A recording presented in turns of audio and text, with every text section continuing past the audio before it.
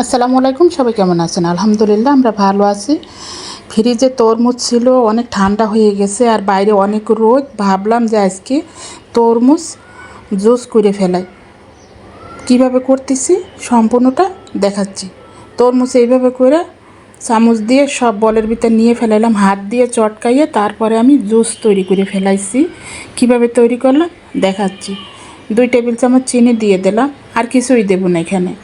আর normal পানি দেবো, যেহেতু তরমুজ অনেক ঠান্ডা ফ্রিজে আসিল।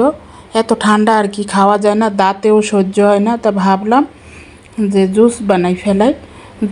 নর্মাল পানি দিয়ে জুস বানাইলে খাওয়া হয়ে যাবে দুপুরবেলা রান্না বাড়া করতে করতে ক্লান্ত হয়ে যায়, তখন মন চায় যে কিছু খায়।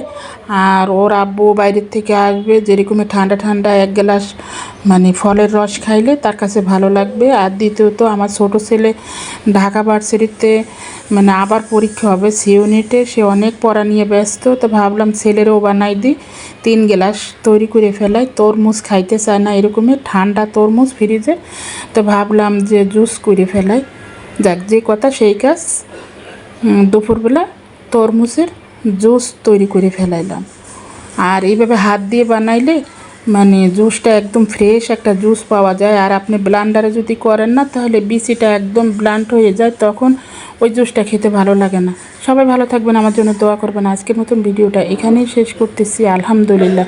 আমার এই তরমুজের জুস কেমন হয়েছে সবাই কমেন্ট বক্সে জানাবেন।